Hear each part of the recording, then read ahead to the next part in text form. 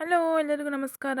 ನಾನಿವತ್ತು ಬ್ರಿಂಜಾಲ್ ತವಾ ಫ್ರೈನ ಹೇಗೆ ಮಾಡೋದು ಅಂತ ತೋರಿಸ್ಕೊಡ್ತೀನಿ, ಬನ್ನಿ ನೋಡೋಣ. ಒಂದು ಪ್ಲೇಟಲ್ಲಿ ನಾನಿಲ್ಲಿ 1 ಸ್ಪೂನಷ್ಟು ಅರಿಶಿನ ಪುಡಿ, ಗರಂ ಮಸಾಲ, ಧನಿಯಾ ಪೌಡ್ರು, 2 ಸ್ಪೂನಷ್ಟು ಚಿಲ್ಲಿ ಪೌಡ್ರು, 2 ಸ್ಪೂನಷ್ಟು ಕಡಲೆ ಹಿಟ್ಟನ್ನು ತೊಗೊಂಡಿದ್ದೀನಿ. ರುಚಿಗೆ ತಕ್ಕಷ್ಟು ಉಪ್ಪನ್ನು ಸೇರಿಸ್ಕೊಂಡು ಇದನ್ನು ನಾನು ಚೆನ್ನಾಗಿ ಇಲ್ಲಿ ಎಲ್ಲನೂ ಮಿಕ್ಸ್ ಮಾಡಿಕೊಂಡು ಸ್ವಲ್ಪ ಇದಕ್ಕೆ ನೀರನ್ನು ಸೇರಿಸ್ಕೊಂಡು ಗಂಟು ಆಗದೆ ಇರೋ ಥರ ಇದನ್ನು ಮಿಕ್ಸ್ ಮಾಡ್ಕೋಬೇಕು. ನೋಡಿ, ಈ ಥರ ಸ್ವಲ್ಪನೂ ಗಂಟಾಗದ ಥರ ಎಲ್ಲನೂ ಕಲಿಸ್ಕೊಂಡು ಅದನ್ನು ಸ್ವಲ್ಪನೇ ನೀರನ್ನು ಹಾಕ್ಕೊಂಡು ನೀವು ಚೆನ್ನಾಗಿ ಅದನ್ನು ತುಂಬ ತೆಳ್ಳಗೂ ಕೂಡ ಆಗಬಾರ್ದು, ಗಟ್ಟಿಗೂ ಕೂಡ ಆಗಬಾರ್ದು. ಇದನ್ನು ಬದನೆಕಾಯಿ ಮೇಲೆ ನೀವು ಅದನ್ನು ಬಳಿಯೋ ರೀತಿ ನೀವು ಚೆನ್ನಾಗಿ ಇದನ್ನು ಮಿಕ್ಸ್ ಮಾಡ್ಕೋಬೇಕು. ನೋಡಿ, ಈ ಥರ ಚೆನ್ನಾಗಿ ಮಿಕ್ಸ್ ಮಾಡ್ಕೊಂಡಿದ ನಂತರ ನಾನಿಲ್ಲಿ ಒಂದು ದಪ್ಪಗಿರುವ ಬದನೆಕಾಯಿನ ತೊಗೊಂಡು ನಾನು ಇದನ್ನು ರೌಂಡಾಗಿ ಕಟ್ ಮಾಡ್ಕೋತಾ ಇದ್ದೀನಿ.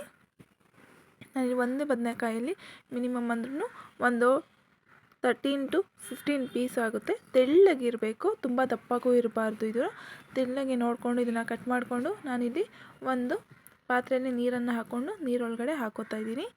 ನೋಡಿ, ಈ ಥರ ಚೆನ್ನಾಗಿ ನೀರಲ್ಲಿ ಹಾಕ್ಕೊಂಡು ನೆಕ್ಸ್ಟ್ ಇದಕ್ಕೆ ನಾವು ಆವಾಗಲೇ ಮಿಕ್ಸ್ ಮಾಡಿರುವಂಥ ಮಸಾಲೆನ ಇದಕ್ಕೆ 2 ಸೈಡಲ್ಲೂ ನೀವು ತಿಕ್ಕಾಗಿ ಪೇಸ್ಟ್ ರೀತಿ ಚೆನ್ನಾಗಿ ಅದನ್ನು ಬೆಳಿಬೇಕು. ನೋಡಿ, ಈ ಥರ 2 ಸೈಡಲ್ಲೂ ನಾನು ಇಲ್ಲಿ ಎಲ್ಲ ಬದನೆಕಾಯಿಗೂ ಈ ರೀತಿ ಚೆನ್ನಾಗಿ 2 ಸೈಡಲ್ಲೂ ಇದನ್ನು ಹಾಕೊಂಡು ಮಸಾಲೆನ ಹಾಕ್ಕೊಂಡಿದ್ದೀನಿ. ಹಾಕ್ಕೊಂಡಿದ ನಂತರ ಒಂದು ತವಾ ಇಟ್ಟು ತವಾ ಮೇಲೆ ನೀವು ನಾನಿಲ್ಲಿ ಒಂದು 5 ರಿಂದ 6 ಸ್ಪೂನಷ್ಟು ಆಯಿಲ್ ತೊಗೊಂಡಿದ್ದೀನಿ. ನೋಡಿ, ಈ ಥರ ಹಾಕ್ಕೊಂಡು ಆಯಿಲ್ ಕಾಯ್ದ ನಂತರ ಇದು ಚೆನ್ನಾಗಿ ಕಾಯಬೇಕು. ಕಾಯ್ದಿದ ನಂತರ ಇದ್ರ ಮೇಲೆ ನಾನು ಒಂದೊಂದೇ ಸ್ಲೈಸ್ನ ಬದನೆಕಾಯನ್ನು ಹಾಕ್ಕೊಳ್ತಾ ಬರ್ತಾಯಿದ್ದೀನಿ. ನೋಡಿ, ಈ ಥರ ನಾವು ಮಸಾಲೆ ಹಚ್ಚಿರುವಂಥ ಬದನೆಕಾಯಿನ ಈ ತವಾ ಮೇಲೆ ಹಾಕ್ಕೊಂಡು ನೀವು ಇದನ್ನು ಚೆನ್ನಾಗಿ 1 ನಿಮಿಷ ಒಂದು ಸೈಡು ನೀವು ಬೇಯಿಸಬೇಕಾಗುತ್ತೆ. ಚೆನ್ನಾಗಿ ಆಯಿಲಲ್ಲಿ ತವಾ ಮೇಲೆ ಬೇಯಬೇಕು. ನೋಡಿ, ಬೆಂದಿದ ನಂತರ ಇದನ್ನು 2 ಸೈಡ್ಗೆ ಮಗ್ಚಾಕೊಂಡು ಮತ್ತು 2 ಸೈಡಲ್ಲೂ ನೀವು ಅದನ್ನು ಚೆನ್ನಾಗಿ ಬೇಯಿಸಬೇಕು. ಬೆಂದರೆ ತುಂಬ ಟೇಸ್ಟಿಯಾಗಿರುತ್ತೆ.